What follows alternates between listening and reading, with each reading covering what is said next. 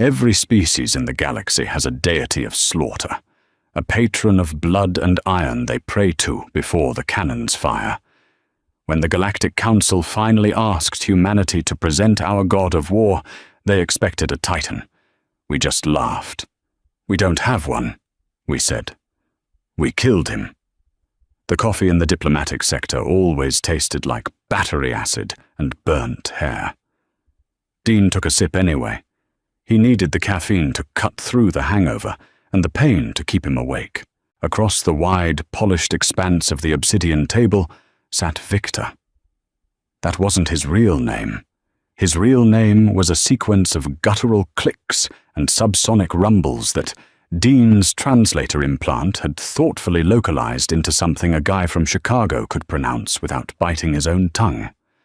Victor was a high-ranking diplomat for the Valerians, a species that looked vaguely like a cross between a silverback gorilla and a predatory lizard. He wore armor to a peace summit, deep crimson plating, polished to a mirror shine, etched with gold filigree. It was a beautiful suit of armor. It had never seen a speck of mud.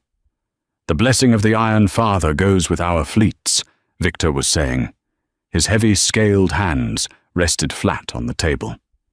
He is the patron of the glorious charge, the orchestrator of the honorable kill. When our ships broke the back of the pirate fleets in the Outer Rim, it was the Iron Father who guided our plasma batteries. We sang his hymns as the enemy burned.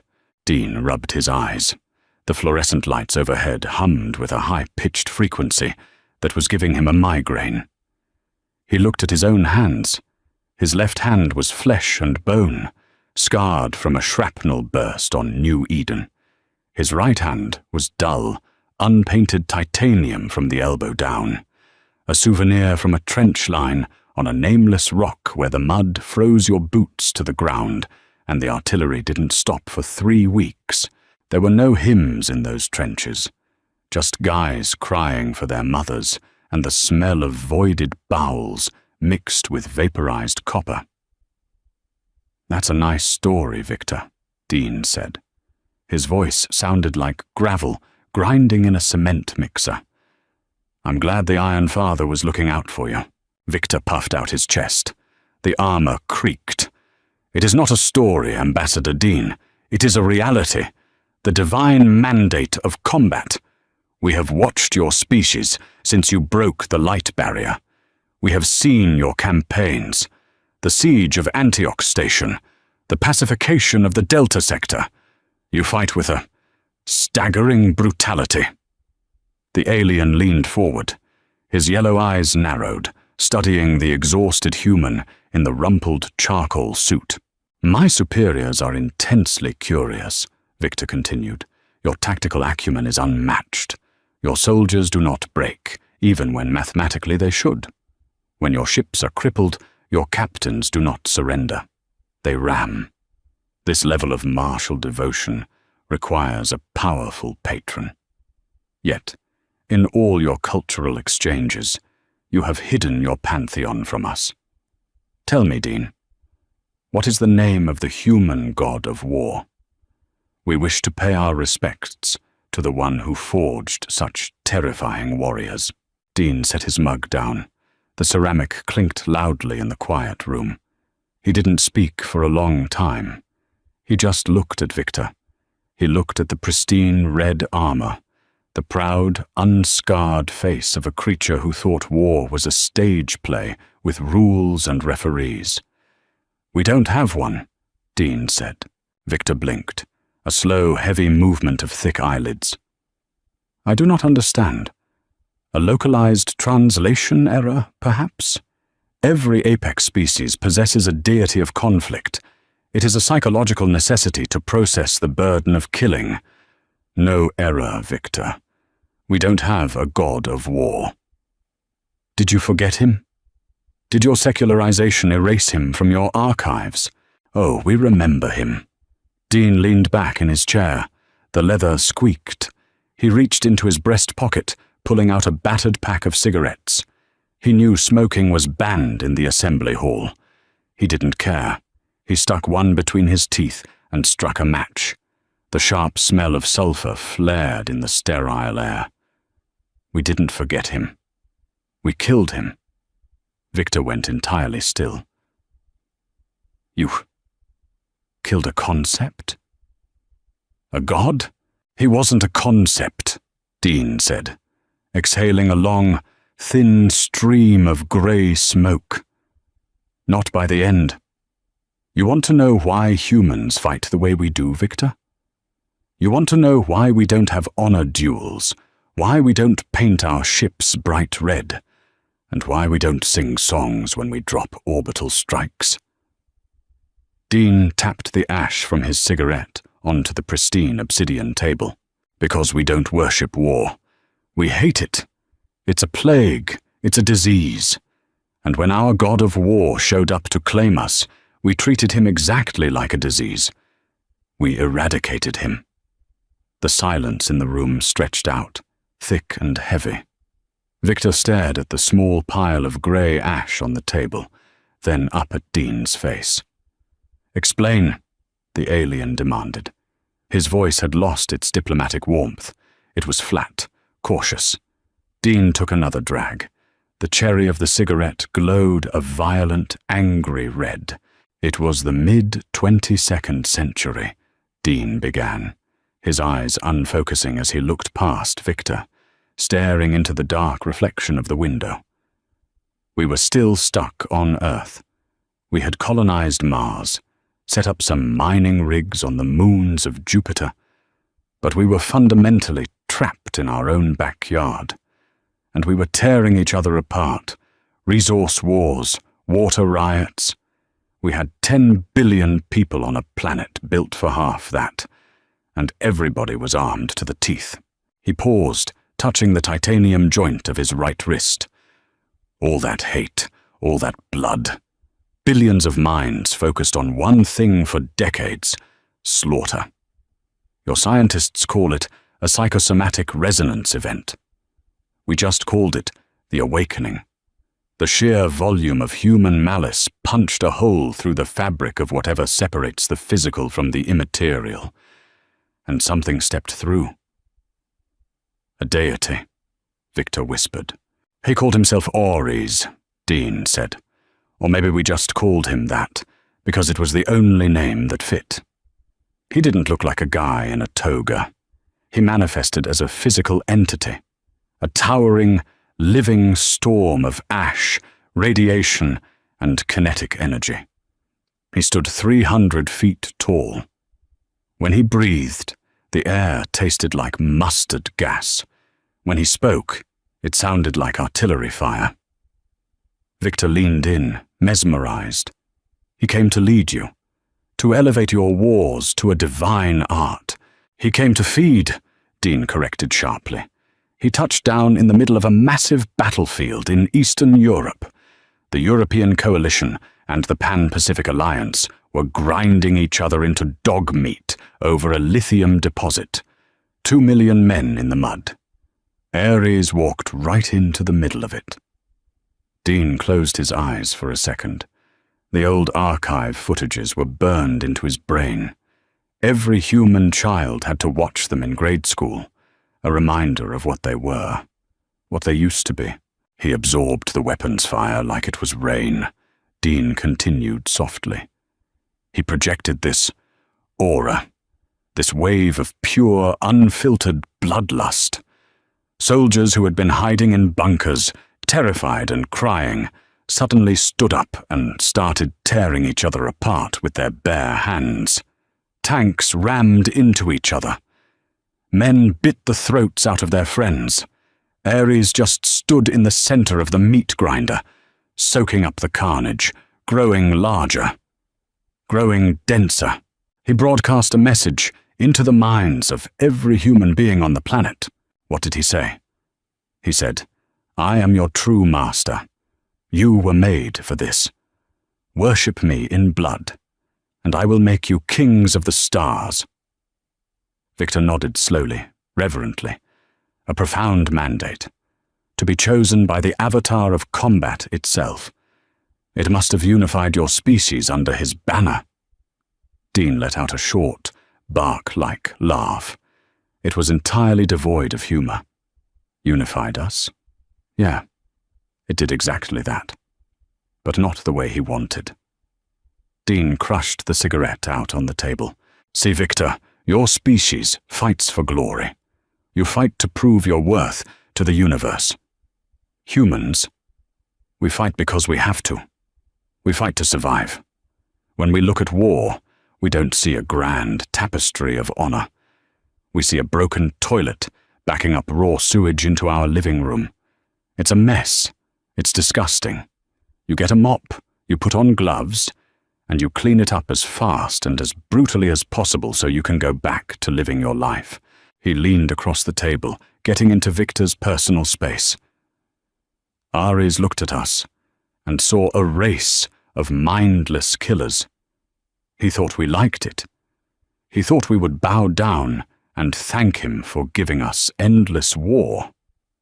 But he fundamentally misunderstood what humanity is. We are not a martial species, Victor. We are an industrial species, and we are very, very good at problem solving. You rejected the god? We put a hold on the war, Dean said. The leaders of the European Coalition and the Pan-Pacific Alliance looked at this glowing, blood-drinking monstrosity, turning their men into rabid dogs, and they called a ceasefire. It took exactly 48 hours to reroute the entire global command structure. Dean held up his flesh hand, ticking off fingers. First, we evacuated the continent. Anyone who could walk, drive, or fly got out. Then, we dropped the orbital tethers. Massive kinetic rods, the size of skyscrapers, dropped from low Earth orbit directly onto his skull. They hit with the force of localized earthquakes. The dust cloud blocked out the sun. Victor looked horrified. You struck your own patron? Without a formal declaration of intent? Without a champion? A champion? Dean scoffed. This wasn't a boxing match. This was an extermination. The kinetic rods just pissed him off. He started marching toward the coast, trying to find more people to feed on. So we escalated. Dean's voice dropped, becoming deadly quiet. The silence in the room was absolute. We unleashed the autonomous drone swarms, 60 million units, not designed to fight him, but to strip the atmosphere around him. They ignited the oxygen. We burned the sky. When he kept walking through the fire, screaming into our heads, demanding our submission, we stopped playing games. Dean looked Victor dead in the eyes. We opened up the nuclear silos. Not one, not 10. All of them. Every warhead we had, slated for each other, we reprogrammed. We hit a single grid square in Central Europe with enough concentrated thermonuclear yield to crack the planet's crust. We didn't want to defeat him, Victor. We wanted to delete him. We wanted to erase the very concept of him from the physical universe. Victor's mouth hung open slightly. His translated voice came out as a shocked whisper. The collateral damage. The radiation. You poisoned your own homeworld to kill a god? Yes, Dean said simply. We irradiated an entire continent for 10,000 years. The shockwaves killed millions. The ash winter starved millions more. But when the dust settled, Ares was gone. He didn't die an honorable death on a battlefield. He was vaporized in a radioactive crucible built by a species that was sick and tired of the bloodshed. Dean pushed his chair back and stood up. His joints popped. He looked down at the alien diplomat. You wanted to know why we don't have a god of war. It's because war isn't holy to us, Victor. It's not a religion. It's a job. It's a dirty, horrible, soul-crushing job. We killed the god of it because he thought war was a game. He was an amateur. Dean adjusted his cheap tie. So when your Iron Father tells your fleets to charge, you might want to remind them who they're charging at. Because if you bring that religious bullshit to our borders, we won't send champions to duel you. We will drop a sun on your head, and we won't lose a wink of sleep over it." Dean turned and walked toward the heavy double doors of the assembly room. "Wait!" Victor called out, his voice trembling slightly. "If you do not pray to a god of war, who do your soldiers pray to when they face the dark?" Dean stopped with his titanium hand on the door handle. He didn't look back. "We pray to the god of peace," Dean said quietly. "We pray he keeps us from having to do it again. Because if we have to, there won't be anything left for you to pray to either." He pushed the door open and stepped out into the blinding white light of the corridor, leaving the alien alone in the quiet dark. The corridor outside the assembly room smelled of ozone and industrial floor cleaner. Dean walked slowly, his titanium hand clicking rhythmically against his thigh. He was tired, a deep, bone-aching exhaustion that a decade of diplomatic assignments had permanently welded to his spine. He didn't head back to his quarters. He walked straight to the docking ring, where the human delegation's transport was tethered. It wasn't a sleek, silver yacht like the vessels of the core worlds. The UNS Truman was a blocky, utilitarian wedge of dark grey armor plating. It looked less like a spaceship and more like a cinder block with thrusters attached. Admiral Harris was waiting in the makeshift command center. He was a man composed entirely of sharp angles and graying hair, reading a datapad while chewing on the plastic cap of a pen. "Well?" Harris asked, not looking up. "Did you break the bad news to the space iguana?" "I told him," Dean said, collapsing into a reinforced mesh chair. "I gave him the unabridged version of the Ories incident. He looked like he was going to throw up inside his helmet." Harris grunted, signing off on a digital manifest. "Good. Maybe it'll buy us some quiet. The Valerian fleet on the border just finished their morning prayers." We picked up the broadcast. 3 hours of chanting, bell ringing, and speeches about the glory of the Iron Father. Dean sighed, rubbing his temples. "They're hyping themselves up. It's a psychological mechanism to override the survival instinct. When are they going to learn that we don't care about their rituals? Hopefully before they do something stupid," Harris said, finally setting the pad down. He brought up a holographic tactical map. A cluster of red icons glowed ominously on the edge of the neutral zone. Their flagship, the Righteous Cleaver, shifted its orientation 20 minutes ago. They have their broadside plasma batteries facing us. It's a provocation. They want a duel. Dean stood up and walked to the viewport. Below them, in the cavernous hangar bay of the Truman, human soldiers and engineers were going about their day. It was a stark contrast to the Valerian zealotry.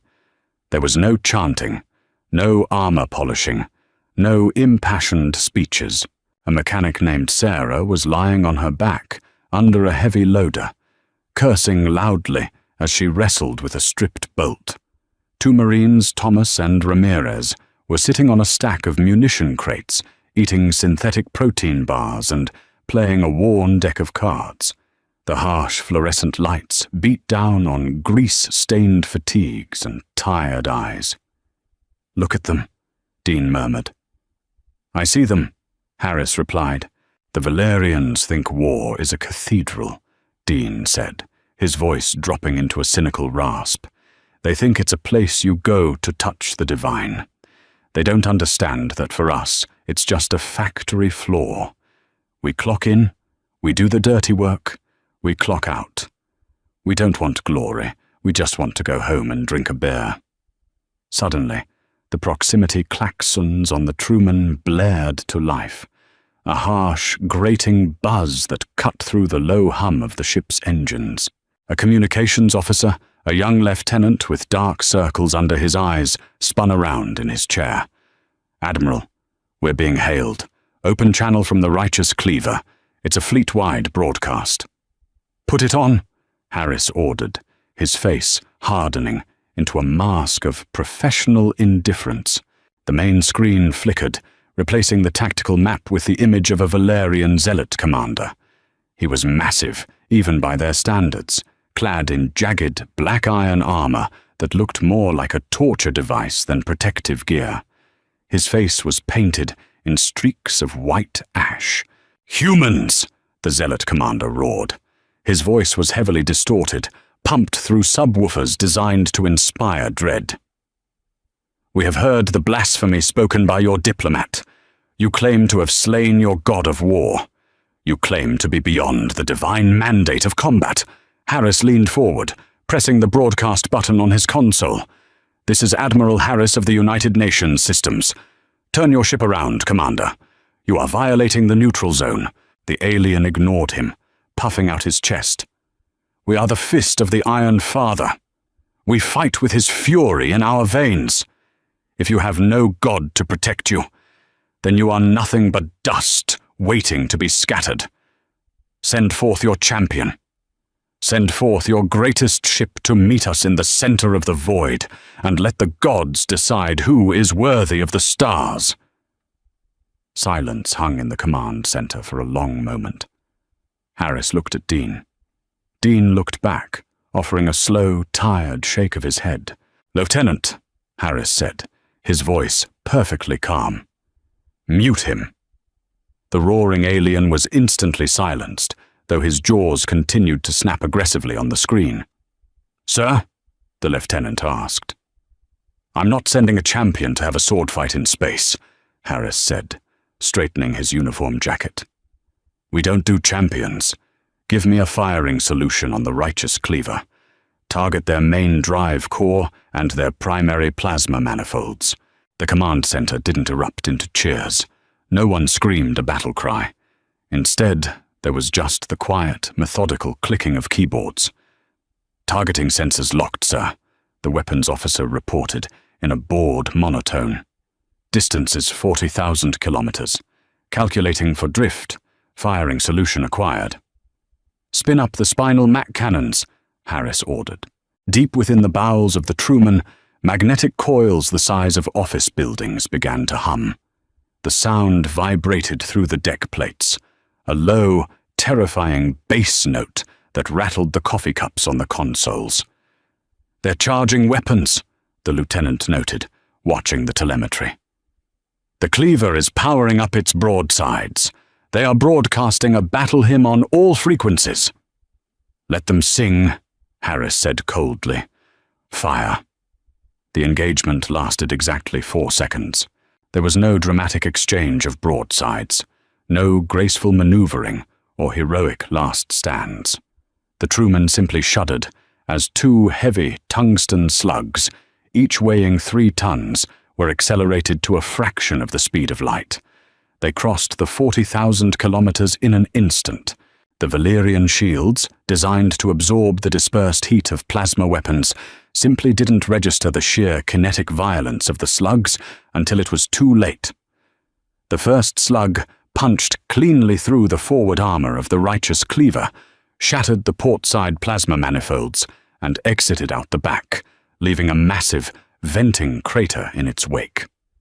The second slug clipped the main drive core, triggering an automated emergency shutdown that completely killed the massive dreadnought's momentum. On the screen, the proud cathedral-like ship instantly went dark, tumbling slightly on its axis, bleeding atmosphere and coolant into the void.